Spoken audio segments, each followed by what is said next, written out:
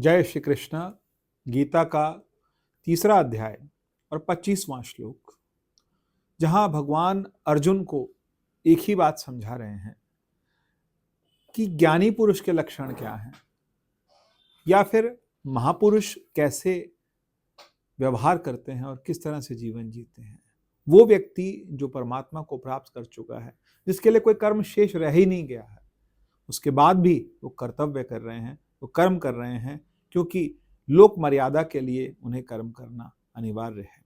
कि बात जो हो रही है वो कर्मयोगी की हो रही है। कर्मयोगी जो कि अपना जीवन व्यतीत करेगा कर्म करते हुए, कर्म छोड़ के नहीं, कर्म को करते हुए।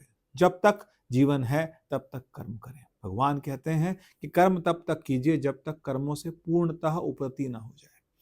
जब पूर्णतः उपरति हो जाए, या फिर इतनी उत्कट उत्कंठा हो जाए उस परमात्मा के लिए कि मनुष्य सभी काम छोड़ देना चाहे, तब तक मनुष्य को कर्म करने चाहिए।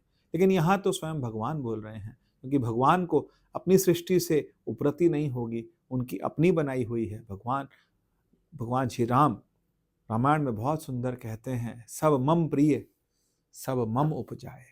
सब मुझे प्रिय हैं क्योंकि इन सबको मैंने पैदा किया है, ये मेरे पैदा किए हुए हैं। लेकिन यहाँ भगवान कह रहे हैं, सक्ता कर्मण्य विद्वासो यथा कुर्वन्ति भारता। हे भरतवर्षी, जैसे अज्ञानी लोग फल की आसक्ति के लिए कर्म करते हैं, उसी प्रकार बुद्धिमानों को लोगों को उचित मार्ग की ओर चलने के लिए प्रेरित करने हेतु, कि उस व्यक्ति को जो कि ज्ञानी है, जो परमात्मा को प्राप्त कर चुका है, लेकिन उसको समाज को दिखाने के लिए, समाज को दिखावा नहीं करना, लेकिन समाज के लिए एक ऐसा मार्ग प्रशस्त करना है जिस पर उनके बाद वाले लोग वो चल सकें। तो उचित मार्ग की ओर चलने के लिए प्रेरित करने हेतु अनासक्त होकर के कर्म करना चाहिए। जो कर्तव्य सामने आए वो कर्तव्य करना चाहिए। भगवान श्री कृष्ण, उन्होंने जो कर्तव्य किए इस समाज के लिए, अपने परिवार के लिए, और एक समय ऐसा भी आया जब उनके समक्ष उनका परिवार चला गया, उसके बाद भी भगवान कृष्ण जो थे